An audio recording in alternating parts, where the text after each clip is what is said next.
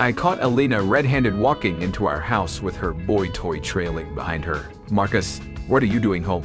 My wife of 28 years blurted out, surprised to see me sitting calmly at the kitchen table just a few feet away. She had come in through the garage door, her body partially blocking the younger, taller man who was right behind her. As always, Elena looked stunning at 5'9" with a healthy 145-pound me on her frame. She was impossible to ignore. Her auburn hair cut just above her shoulders framed her striking face.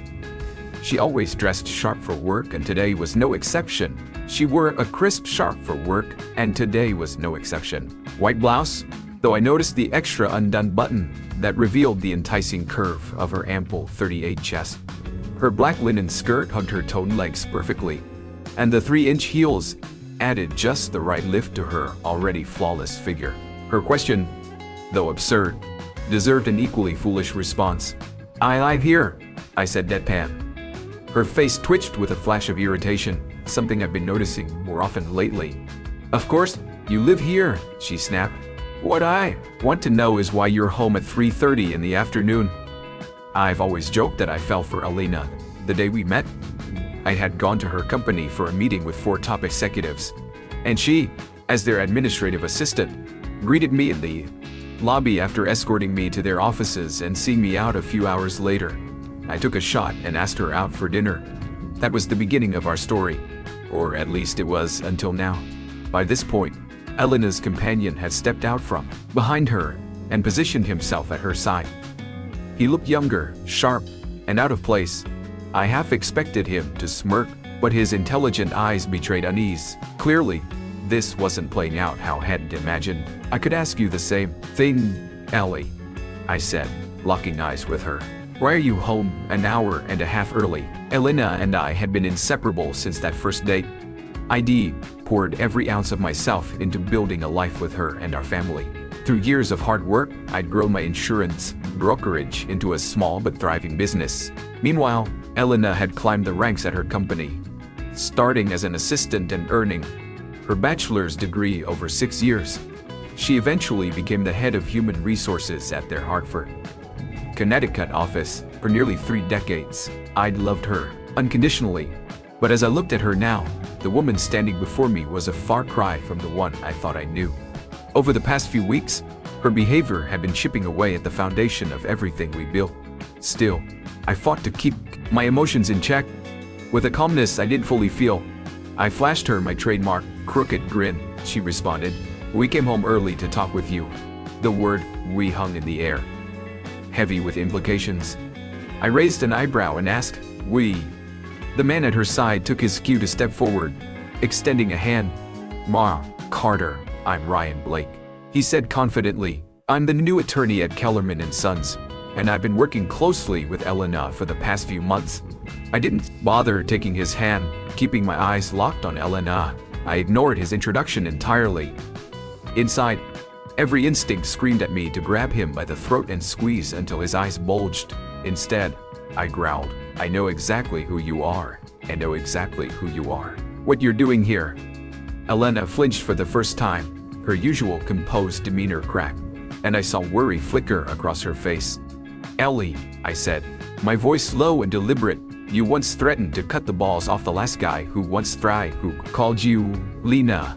So why the hell are you tolerating this kind of disrespect in your own home from this guy?" I jabbed a finger toward him, barely holding back my disgust.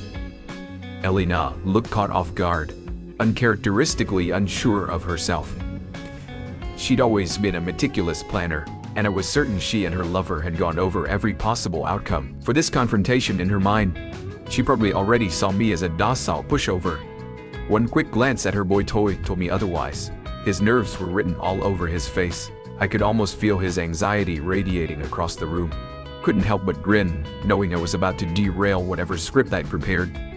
I took a deep breath, forcing myself to bury the rage swelling in my chest.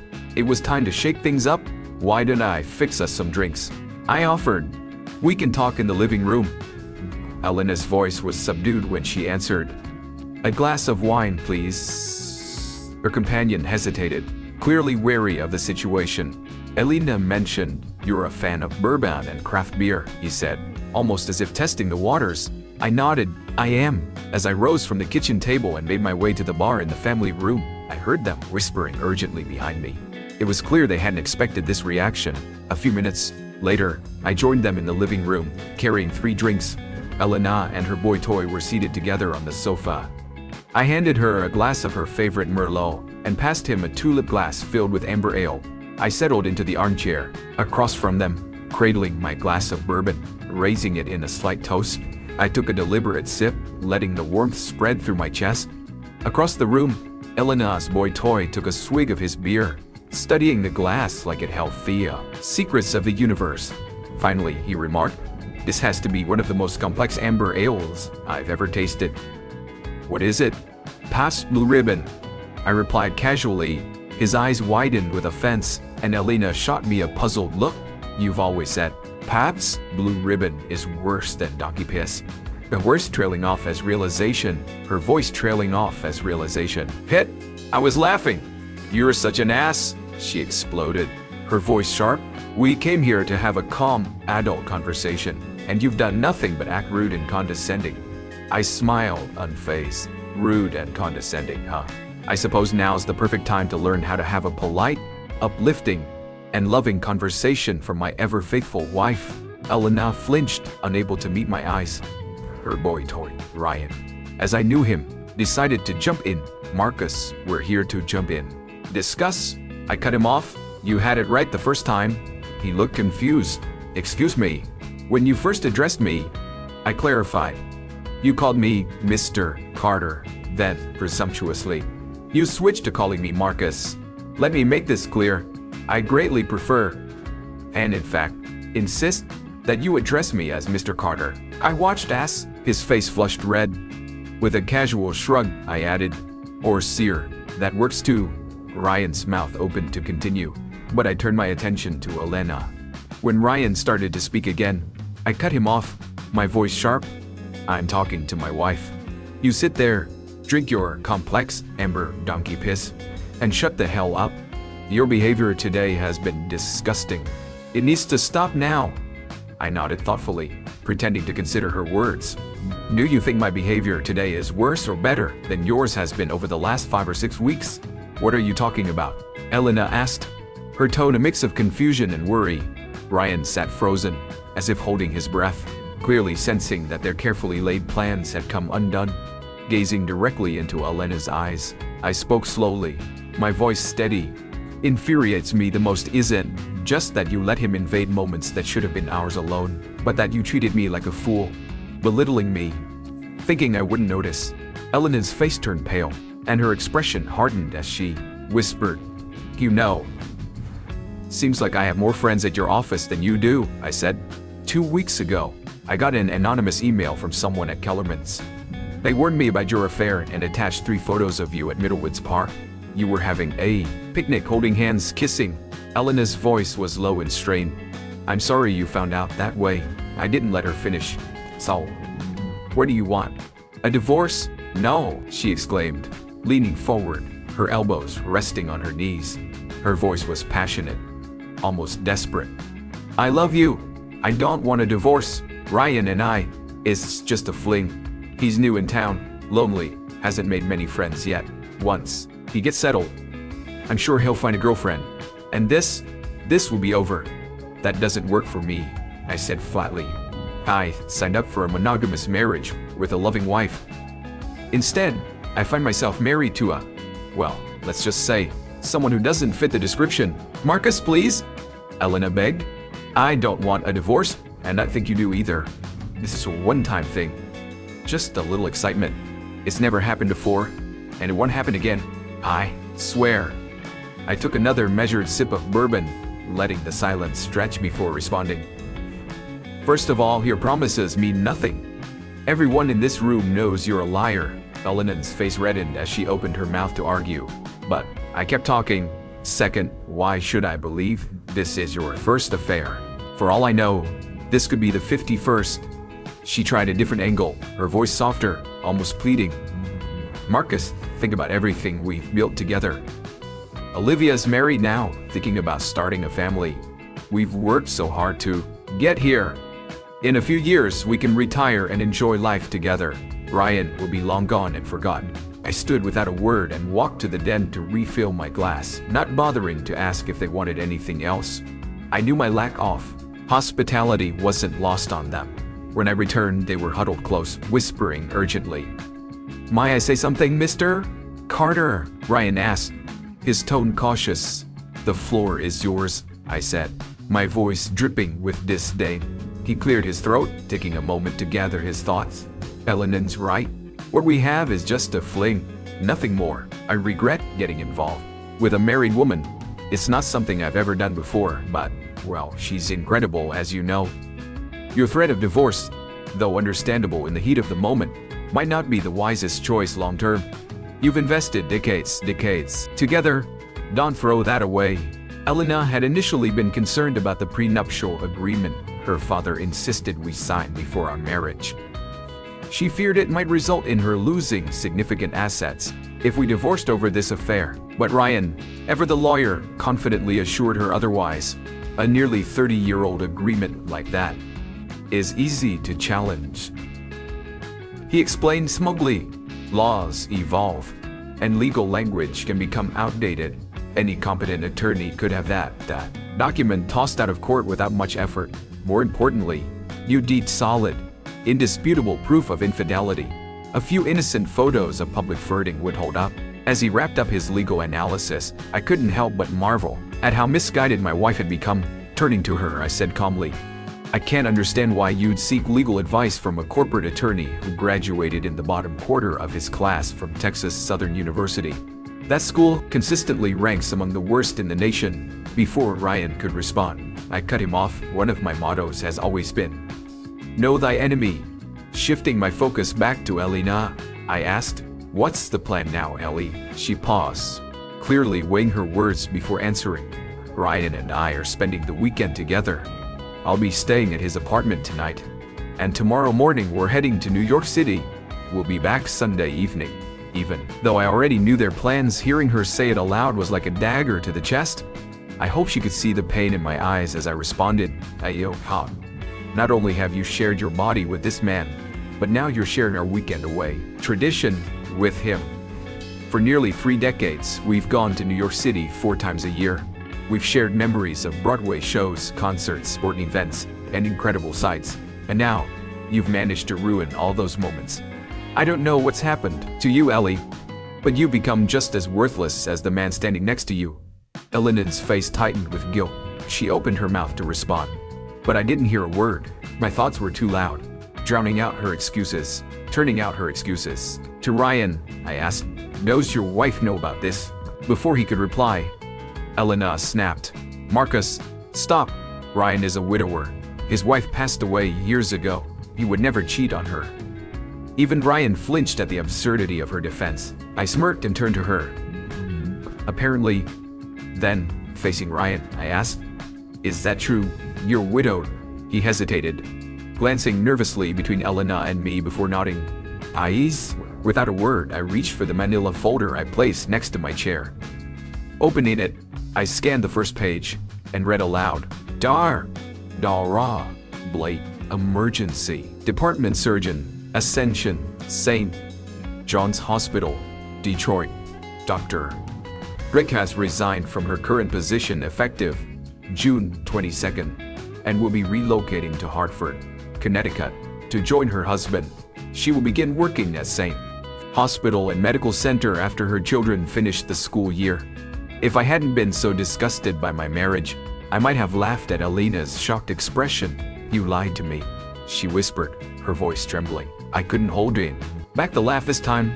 "Can you imagine?" I bellowed. "A cheat and a liar being lied to by another cheat and liar. What is this world coming to?" Ryan reached out and took Elena's hand. For a moment, I almost shouted at him to let go of my wife. But then I realized I simply didn't care anymore. "Baby," Ryan began, his voice low and soothing.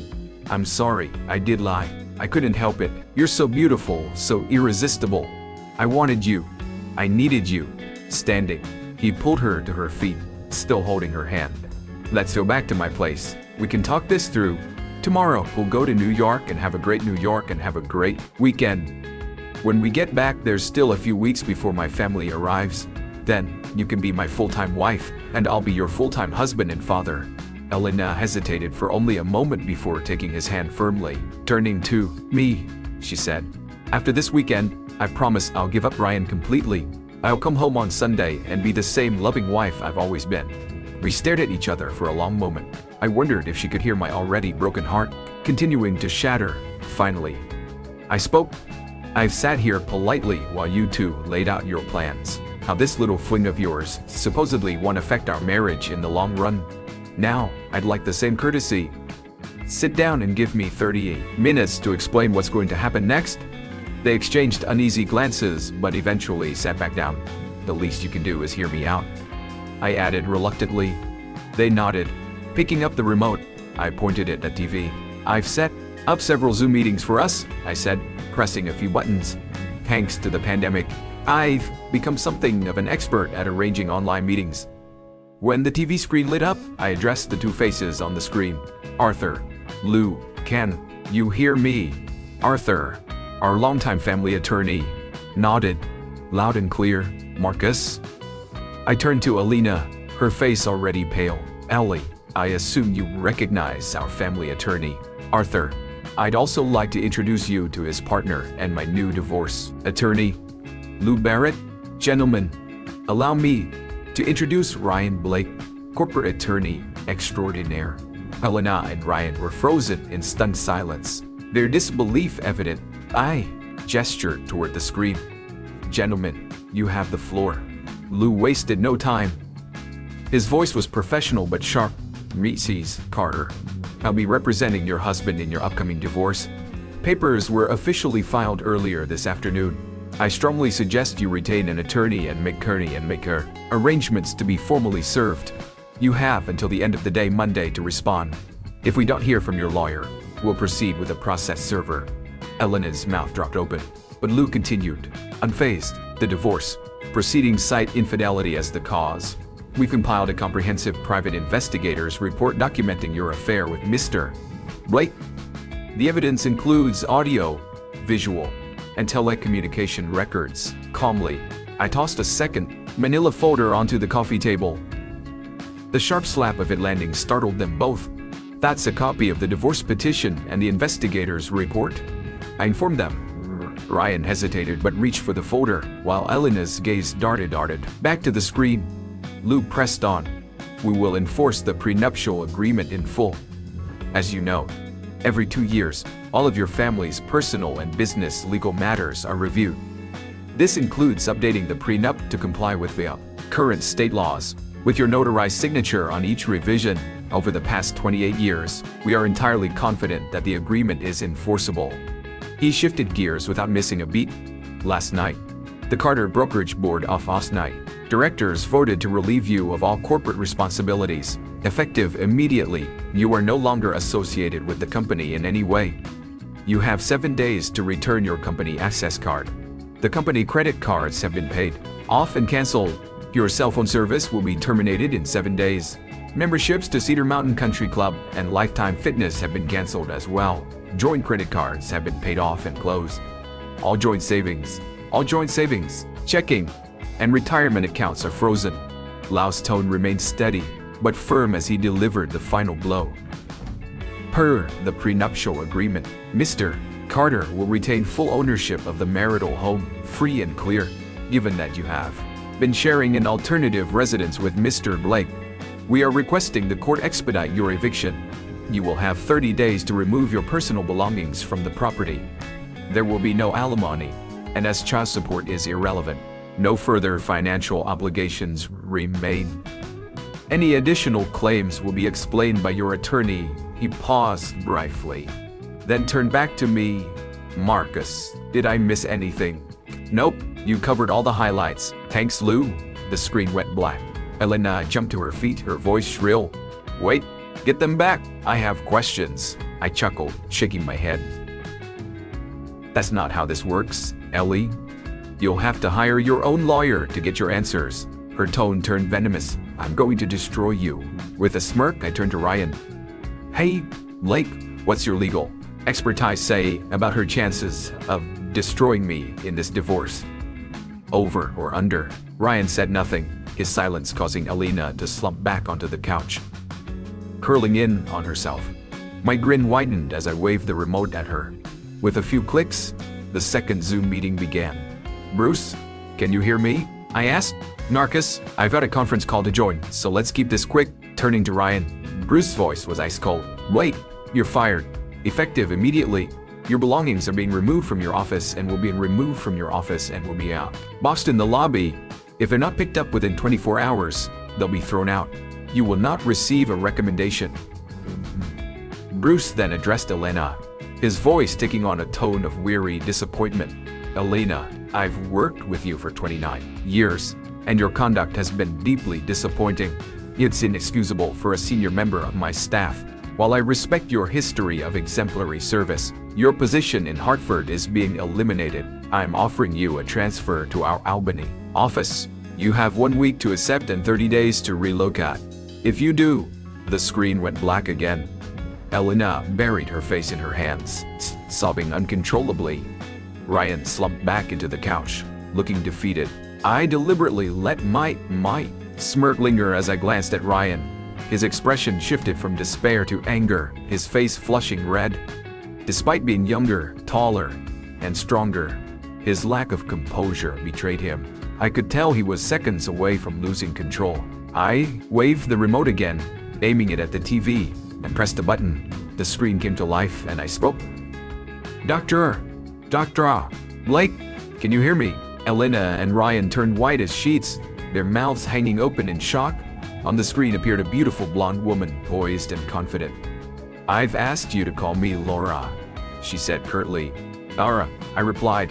The floor is yours? Ryan looked like he might faint as Laura began. Ryan, I filed for divorce. Expect to be served in the next few days. The kids and I will remain in Michigan. I've been able to keep my current position at the hospital. Please, Ryan begged, his voice desperate. We can work this out. It was just a fling. Her expression twisted with disgust. A fling, she scoffed. Since Marcus contacted me, I've been doing some digging. This is the third job you've lost because you couldn't keep your hands off other women. After receiving the private investigator's report, I contacted him myself and asked him to keep digging. Elena and Ryan stared at the screen, their expressions a mix of horror and disbelief. Ra pressed on, her voice sharp and relentless. No. Carter, are you familiar with Diana Packer, Joy Likely, Tori Jones, or Candy Phillips? Elena didn't answer, but Laura laughed bitterly. Don't bother responding. It was a rhetorical question. I know you know them. They're your colleagues. Did you know Ryan had flings with all of them too? You weren't special. You were just one of many. She turned back to Ryan, her voice cold. Tell me where to send your thing, because you're not welcome at my house. The screen faded to black, and Ryan shot to his feet, yelling, I'm going to kill you. Calmly, I reached between the cushions of my chair and pulled out my concealed .45. Leveling it at him, Ryan froze, his face going pale again, this time with fear. You've got two options, Blake, I said, my voice low and steady. You can leave, or you can sit down and shut the hell up. I don't care which, but if you come at me, I'll shoot your left ball off. Your choice. Ryan hesitated before slumping back down into the couch. He looked like he might vomit, which was exactly the reaction I wanted. I glanced at Elena. Her face was pale, streaked with tears, and her mascara had smudged, giving her a hollow, defeated look. I've been seeing a counselor for the past 2 weeks, I said, breaking the silence. Elena groaned and buried her face in her hands. Ironic, isn't it? I continued, laughing bitterly. You cheat, lie, and spread your legs for this jackass, and I'm the one who needs a mental health expert. How messed up is that? Elena whimpered softly, rocking back and forth on the couch. I took a breath and leaned forward. When I told Dr. Waters our story, she asked me a question that really stuck with me. She said, do you understand the old saying, love is blind? And in that moment, it was like a light bulb went on. I loved you so much, Ellie, that I couldn't see what you really were. If not for that anonymous email, I'd still be blind to it all. My love for you was so strong that I couldn't even see your flaws. To me, you didn't have any. Elena sobbed harder, but I pressed on. I hope you realize you'll never find anyone who loved you the way I did. Never. She didn't respond, just kept crying and rocking in place. I'm going to keep seeing Dr. Waters, I added. It's important to have someone to talk to. Someone you can trust with your thoughts and feelings, especially after something like this. I never thought it was possible for someone I loved so much to humiliate and disrespect me this deeply. But the good news is, I'll get over it. Just like I'll get over you. I paused for a moment before continuing. Dr. Waters wasn't a fan of today's plan. She's not big on revenge, but she thought the first 3 Zoom meetings were reasonable. She did try to talk me out of this next one, though. She thought it might set me back in my recovery. And she's probably right. I don't care. This meeting isn't for me. It's for you. I lifted the remote again and aimed it at the TV. Elena shrank into the couch, her body rigid with fear. I pressed the button, and all eyes turned to the screen. When the face turned to the screen appeared, Elena groaned. Oh no! Oh no! Please God, no! I love you, Daddy, said our daughter Olivia. I love you too, sweetheart, I replied softly. Elena shrieked, how could you be this cruel to me? Olivia's voice was sharp as a knife. I've heard it all, Mom. Every word you and your boyfriend have said over the past hour. I know what you've done. I know what you're planning. You disgust me. Sweetheart, please, Elena stammered. Please, Elena stammered, her voice trembling. It's a very complicated situation. You're too young to understand. Olivia's expression hardened. Too young? Mom, I'm 26 years old. I'm married. Your situation isn't complicated. It's grotesque on one hand and pitiful on the other. I don't know what's changed in you, but you've become selfish and completely self-absorbed. Sharp gasps as she tried to defend herself. Baby, I've been so lonely since you moved away. It's like I've been living in a fog.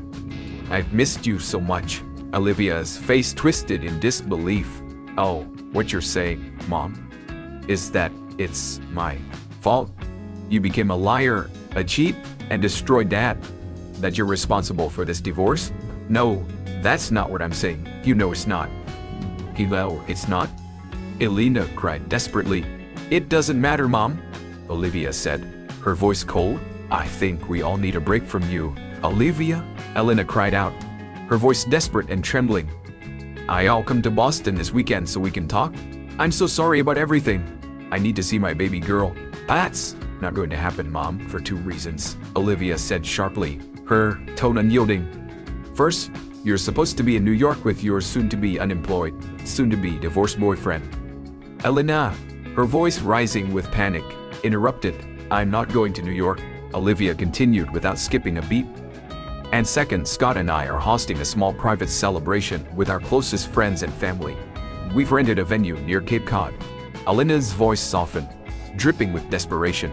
Baby, what are you celebrating? Olivia's voice was ice cold. Since you're not invited, I'll let you know. I'm 3 months pregnant, and we're having a baby girl in February. Elena gasped, her face crumpling as fresh tears spilled. Olivia, I'm your mother. You can't keep me away. I have to be there. Olivia didn't flinch. No, Mom, you don't. I want this celebration to be about love and joy. I don't want it tainted by the lies, betrayal, and toxicity you've brought into our lives. Goodbye, Mom. With that, the screen went blank again. Elena's sobs filled the silence as she crumpled into the couch, defeated and broken. I stood up, straightening my shirt as I reached behind me to tuck my pistol into the back of my pants. I'm heading out. For dinner, I said, my voice calm but firm. I'll be back in 2 hours. Turning to Elena, I delivered the next blow. You're not allowed back in this house until the court processes the divorce petition. That'll take about a week. Shifted my gaze to Ryan, who sat rigidly, looking like he might bolt at any second.